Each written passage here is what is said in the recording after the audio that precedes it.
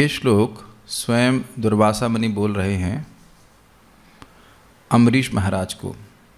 कथा लोग जानते हैं कि अम्बरीश महाराज द्वादशी का व्रत करते थे और उनको पारण करना था और उसी समय दुर्वासा मुनि आ जाते हैं और दुर्वासा मुनि कहते हैं मैं अभी गायत्री करके स्नान करके आ रहा हूँ, उसके बाद आपके यहाँ प्रसाद पाऊँगा। उन्होंने कहा बहुत अच्छी बात है। और फिर वह जानबूझ करके गायत्री देर में करने लगे और इतने ही समय में ये जो पारण का समय था वह बीतता जा रहा था। तो अम्बरीश महाराज ने पूछा कि हमें क्या करना चाहिए, ब्राह्मण से पूछा क्या करना चाहिए। तो सब लोग अलग अलग मत दे रहे थे, कह रहे थे खा लेना चाहिए, कहता नहीं खा लेना चाहिए। तो फिर उन्होंने विचार किया कि जल ग्रहण करना ये खाना है भी और नहीं भी है। तो उन्हें एक आचमन से थोड़ा 1-2 बूंद जल ले लिया। तो यह बात दुर्वासा मुनि को मालूम चल गई और दुर्वासा मुनि ने तुरंत एक कृत्या उत्पन्न कर दी। एक्चुअली वहाँ पे वापस आए और उनको बहुत डांट लगाई, बहुत गाली दिया, शब्द से अपमान किया और उसके बाद एक कृत्या उत्पन्न कर दी जो कि उनको मारने के लिए प्रस्तुत हो गई थी।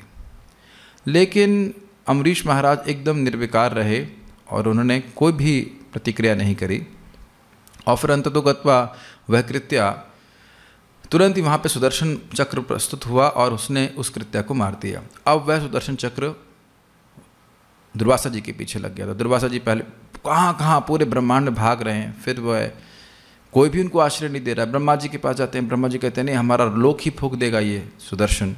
फिर शिव जी के पास जाते हैं तो शिव जी कहते हैं नहीं मैं भी आश्रय नहीं दे सकता। तो अंततः तो भगवान विष्णु के पास जाते हैं और विष्णु भगवान के पास जाते हैं तो भगवान विष्णु कहते हैं तुमने मेरे भक्तों का अपराध किया है, मैं तुम्हें क्षमा नहीं कर सकता, तुम मुनि से जाकर क्षमा मांगो। तो अब जाकर के वह क्षमा मांगते हैं। 1 साल तक इस प्रकार से सुदर्शन चक्र से चलने के बाद, सब जगह भटकने के बाद वापस वह अम्बरीश महाराज के पास आते हैं और अम्बरीश महाराज 1 साल तक कुछ नहीं खाते हैं।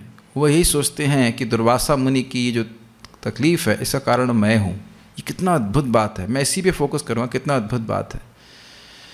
और अब हमारे पास पूरा समय नहीं है, लेकिन वहाँ पे अम्बरीश महाराज कहते हैं, बहुत सारी बात कहते हैं कि यदि ऐसा है तो ये ब्राह्मण इस अग्नि से मुक्त हो जाए। फिर अंततोगत्वा कहते हैं और ये भी कहते हैं मेरे जितने भी पुण्य हैं वो मैं सब अर्पित करता हूँ, ये ब्राह्मण इस सुदर्शन की अग्नि से मुक्त हो जाए। कितना अद्भुत है। वही व्यक्ति जो आपको मारने के लिए प्रस्तुत हुआ है, पूरी ताकत लगा दी, कृत्य उत्पन्न कर दी मारने के लिए, उसी के लिए प्रार्थना ये अम्बरीश महाराज करते। पर अंततोगत्वा कहते हैं यदि भगवान श्री कृष्ण मुझसे प्रसन्न हैं तो ये ब्राह्मण सुदर्शन की अग्नि से मुक्त हो जाए। इस प्रकार से सुदर्शन शांत हो जाते हैं।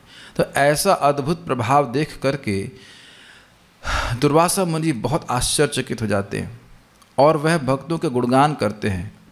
तो ये स्कंद 9 का 5वें अध्याय का 16वां श्लोक है। इसके पहले 2 श्लोक हैं, इसमें दुर्वासा कहते हैं, ये सब दुर्वासा ऋषि के द्वारा कहे गए हैं।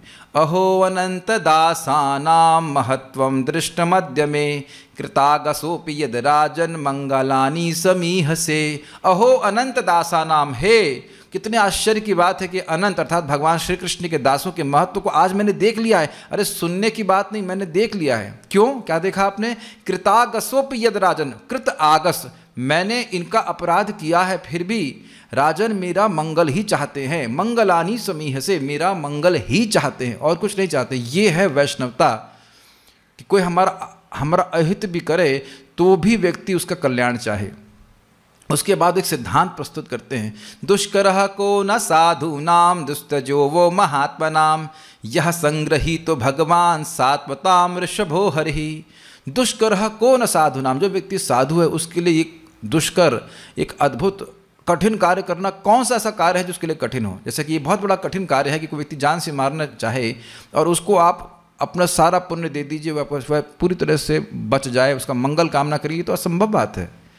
दुस्तजो वो महात्मा नाम, और जो महात्मा हैं उनके लिए क्या त्याज्य है, नहीं है, क्या त्यागना मुश्किल है।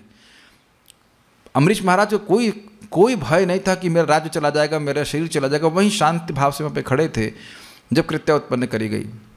तो मान लो पूछे इसका हेतु क्या है, तो कहते हैं यही संग्रहित तो भगवान, जिन्होंने भगवान को अपने हृदय में संग्रहित पकड़ लिया। ग्रह मतलब पकड़ना, संग्रह मतलब सम्यक रूप से पकड़ लिया। जिन लोगों के द्वारा भगवान पकड़े गए हैं उनके लिए, ऐसे साधुओं के लिए कुछ भी करना मुश्किल नहीं है और कुछ भी त्यागना मुश्किल नहीं है।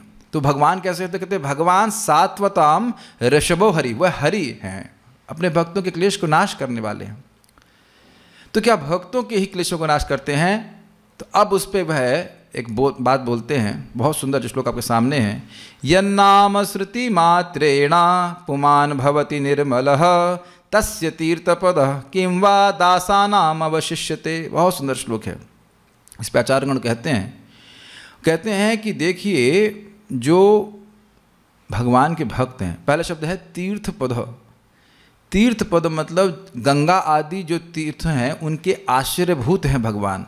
उन भगवान के चरण में सारे गंगा आदि तीर्थ निवास करते हैं। तस्य, उन भगवान के नाम के श्रवण मात्र से पुमान अर्थात इंसान निर्मल हो जाता है। तो निर्मल का क्या अर्थ है? निर्मल का अर्थ है राग लोभ आदि से रहित हो जाता है। केवल नाम सुनने मात्र से, एक बार नाम सुनने मात्र से, एक्चुअली वास्तविकता तो यह है, जब भगवान का नाम सुनने मात्र से जीव राग और लोभ आदि से रहित हो जाता है, तस्य दासानाम किम अवशिष्यते। अब उनके दासों के लिए क्या बच गया? अर्थात उनके लिए ऐसा कौन सी वस्तु है, ऐसा कौन सा गुण है जो दुर्लभ हो जाए? अपितु उसका अर्थ यह है कि सभी कुछ सुलभ है। समझ पा रहे हैं? जिनका कोई नाम सुन ले तो वह मुक्त हो जाता है, निर्मल हो जाता है, क्योंकि मन का मल ही है ये राग और द्वेष, जिसके कारण व्यक्ति दोबारा जन्म ले रहा है। तो अब जो भगवान की सेवा कर रहा है साक्षात, उसके लिए क्या सुलभ नहीं है।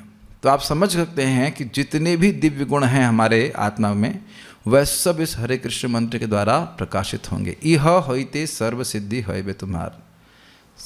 बड़े ही विश्वास के संग श्लोक हमको बड़ी प्रेरणा देते हैं और बड़े उत्साह के संग व्यक्ति को नाम उच्चारण करना चाहिए। जो कुछ भी हमारी सिद्धि हमें चाहिए वह सब इससे प्राप्त हो जाएगी। इह होइते सर्व सिद्धि होइबे तुम्हार। यन्नाम श्रुति मात्रेणा पुमान भवति निर्मलः तस्य तीर्थपदम किं वा दासानाम अवशिष्यते। हरे कृष्णा।